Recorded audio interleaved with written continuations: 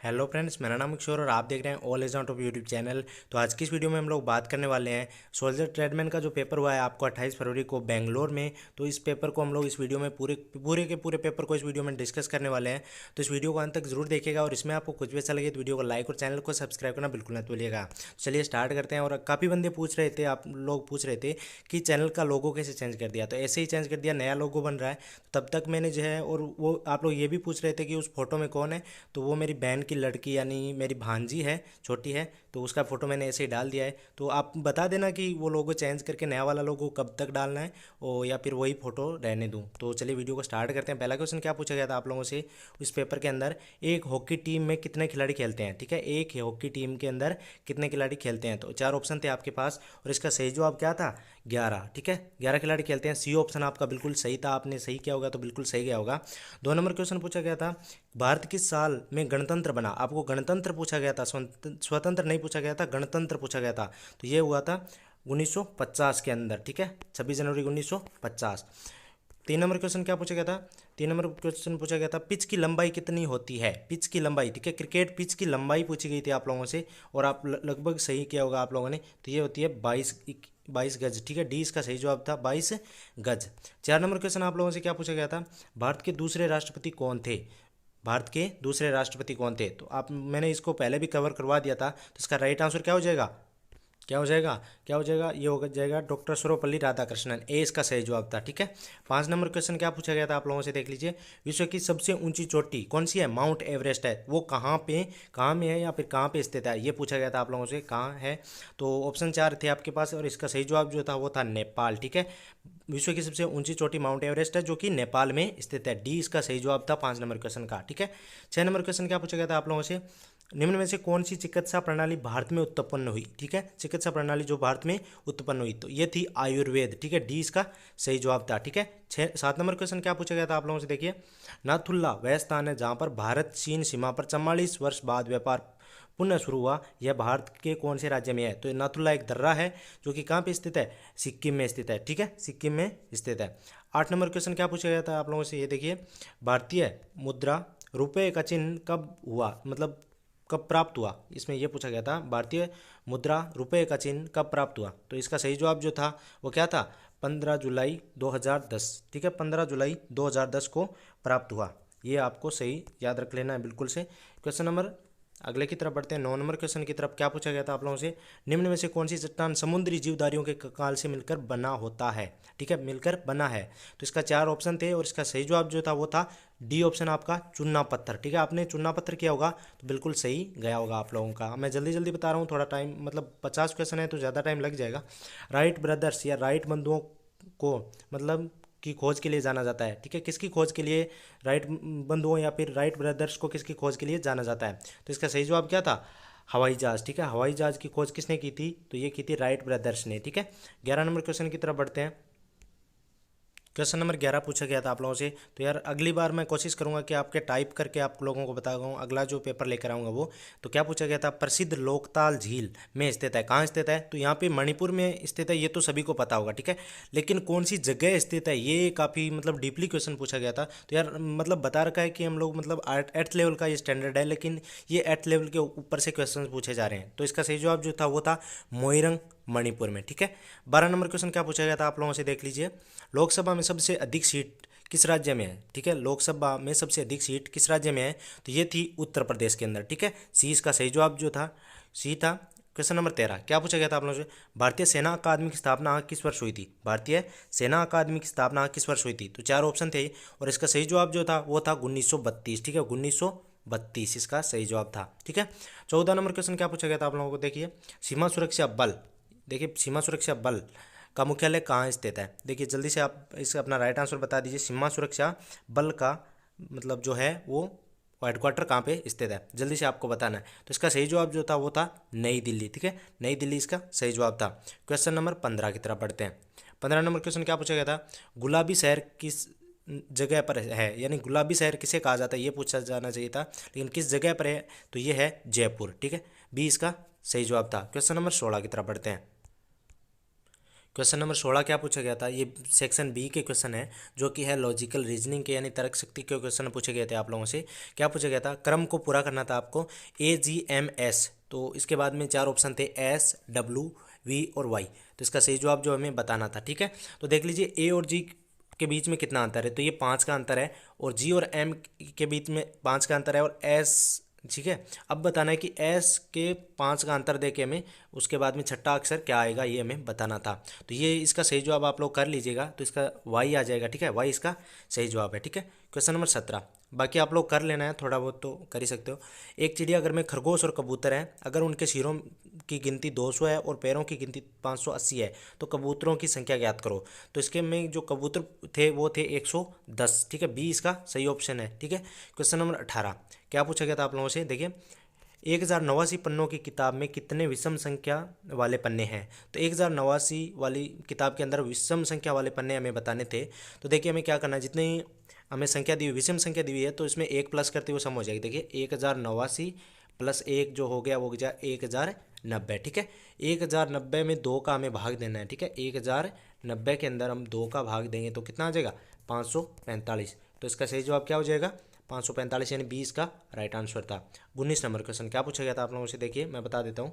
ये पूछा गया था किसी सांकेतिक भाषा में कैट को DDY लिखा है तो बिग को क्या लिखेंगे, तो ये हमें बताना था, और इसका सही जवाब आप बाकी कर लेना। तो इसका सही जवाब जो था वो था CLL। ठीक है, डी इसका सही जवाब था। यदि डी आपने किया होगा तो बिल्कुल सही गया होगा आप लोगों का। क्वेश्चन नंबर 20, तो ये काफ़ी मतलब मुझे बहुत माथाफोड़ी करना पड़ा इसमें, और पूरा मतलब मुझे नहीं पता इसका सही जवाब मैं दे पाऊंगा कि नहीं, बट कोशिश करूंगा। तो ये क्वेश्चन था, निम्नलिखित पंक्ति में आपके बाएं ओर से 16वां अक्षर के दाहिने 8वां अक्षर क्या है।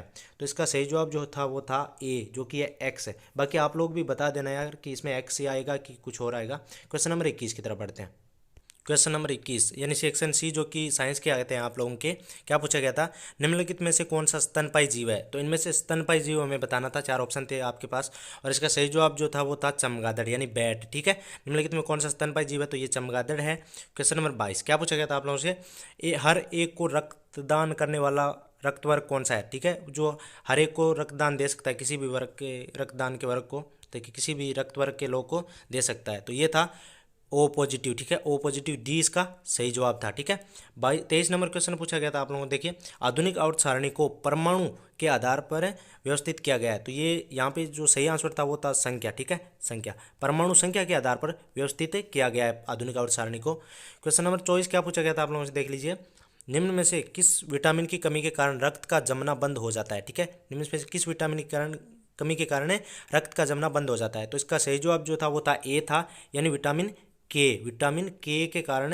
रक्त का जमना बंद हो जाता है। विटामिन के इसका सही जवाब था। ठीक है, क्वेश्चन नंबर 25 क्या पूछा गया था हम लोगों से, अच्छा भोजन देखकर हमारे मुंह में लार बनता है, वह तरल मुख्यतः है, यानी लार क्या है, हार्मोन है, एंजाइम है, पानी है, इनमें से कोई नहीं। तो आप लोगों को पता होगा एंजाइम है, सी इसका सही जवाब था। ठीक है, क्वेश्चन नंबर 26 की तरफ बढ़ते हैं। क्या पूछा गया था हम लोगों से, देखिए आइंस्टीन द्वारा परिकल्पित प्रकाश कणों को कहा जाता है। तो क्या कहा जाता है, ये कहा जाता है, आप लोग भी सर्च कर लेना, मैंने जहाँ पे देखा है वहाँ पे मुझे फोटोन मिला है। ठीक है, ए इसका सही जवाब। ठीक है, 27 नंबर क्वेश्चन क्या पूछा गया था आप लोगों से, ध्रुवों पर आकर्षित गुणधर्म अधिकतम होता है, ए ऑप्शन इसका सही जवाब हो जाएगा। ठीक है, ध्रुवों पर आकर्षित गुणधर्म अधिकतम होता है।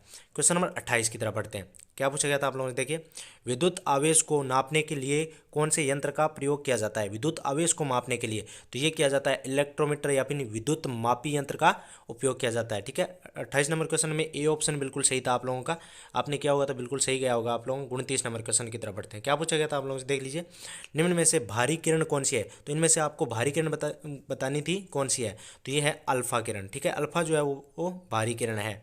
30 नंबर क्वेश्चन की तरफ बढ़ते हैं। क्या पूछा गया आप लोगों से, ये बिल्कुल हाँ, पृथ्वी के वायुमंडल की कितनी परतें हैं। देखिए पृथ्वी के वायुमंडल की परतें कितनी हैं ये आपको बताना है। तो इसके 4 ऑप्शन थे आपके पास, इसका सही जवाब आप बता दीजिए। तो बता दीजिए पृथ्वी के वायुमंडल की कितनी परतें हैं। तो इसका सही जवाब जो था वो था ए, जो कि 5 है। और कौन कौन सी ये भी मैं बता दूंगा, कहीं कहीं आपको 6 लिखी हुई मिलेगी तो वो सही नहीं है, 5 ही है। और कौन कौन सी हैं ये भी मैं आपको बता देता हूँ। ठीक है, क्षोभ मंडल, समताप मंडल, मध्यमंडल, आयन मंडल और बाह्यमंडल या बहिर्मंडल। ठीक है, तो 5 है ठीक है, पढ़ते हैं। क्वेश्चन नंबर 31 क्या पूछा गया, एक चुंबक को दो टुकड़ों में बांटा जाता है तो हमें क्या प्राप्त होगा। एक चुंबक है जिस पे देखिए ये चुंबक है, इस पे इसे N और S लिखा हुआ है और इसको दो भागों में हमें बांटना है तो क्या होगा, हमें दो चुंबक के मिल जाएगी। ठीक है, यहाँ पे N और ये S और ये देखिए N और S, इस तरह से हमें दो चुंबकें मिल जाएगी। तो इसका सही जवाब जो था वो था ए था, बिल्कुल दो चुंबकों का गठन होता है। ठीक है, एक चुंबक को तोड़ने से दो चुंबकों का गठन होता है, दो चुंबकें हमें प्राप्त होती है। 32 नंबर क्वेश्चन की तरफ बढ़ते हैं। क्वेश्चन नंबर 32 क्या पूछा गया था आप लोगों से देख लीजिए। पित्तल एक है तो पित्तल एक क्या है, पित्तल एक मिश्र धातु है। ठीक है, और किसकी मिश्र धातु है ये भी मैं बता दूं आपको, तांबा और टिन की। ठीक है, तांबा और प्लस टिन बना मिलने से क्या बनती है, पित्तल बनता है। ठीक है, पित्तल एक मिश्र धातु है और तांबा और टिन की, आपको ये भी याद रखना है। और क्वेश्चन नंबर 33 क्या पूछा गया था, ओजोन का रासायनिक नाम है, यानी ओजोन का सूत्र हमें बताना था। तो इसका सही जवाब, इस क्वेश्चन को मैंने बहुत बार कवर करवा दिया था, आपको गलत नहीं हुआ होगा। तो इसका सही जवाब जो था वो था CO3। ठीक है, और ये भी मैंने बताया था कि O3 बनता कैसे है पिछले वीडियोज़ में। 34 नंबर क्या क्वेश्चन क्या पूछा गया था आप लोगों से देख लीजिए। कितने दिनों में पृथ्वी सूर्य की एक परिक्रमा पूरी करती है, तो कितने दिनों में करती है आप लोगों को पता होगा, आपका क्वेश्चन ये गलत नहीं हुआ होगा। तो ये करती है 365 दिनों में, 365 दिनों में पृथ्वी जो है वो सूर्य की परिक्रमा कर लेती है एक बार। क्वेश्चन नंबर 35 क्या पूछा गया था आप लोगों से देख लीजिए। पृथ्वी का गुरुत्वाकर्षण बल भूमध्य रेखा पर होता है, न्यूनतम अधिकतम इनमें से कोई नहीं या फिर कोई बदलाव नहीं। तो इसका सही जवाब जो था वो था न्यूनतम, बी इसका सही जवाब था। ठीक है, बी इसका सही जवाब था, भूमध्य रेखा पर गुरुत्वाकर्षण बल न्यूनतम होता है। क्वेश्चन नंबर 36 की तरफ बढ़ते हैं। क्वेश्चन नंबर 36 यानी सेक्शन डी आ गया आप लोगों का, मैथमेटिक्स का आ गया है। तो मैथमेटिक्स इतना ज़्यादा मुझे आता है नहीं, तो मैं डायरेक्ट आपको आंसर बताता हुआ चलूँगा। तो क्या पूछा गया था आप लोगों से, 10,000 की मूल राशि के लिए प्रतिवर्ष 6% की चक्रवृद्धि ब्याज दर पर 2 वर्ष के लिए कितना चक्रवृद्धि ब्याज देना होगा। ठीक है, क्वेश्चन आप लोग दोबारा भी पढ़ लीजिए।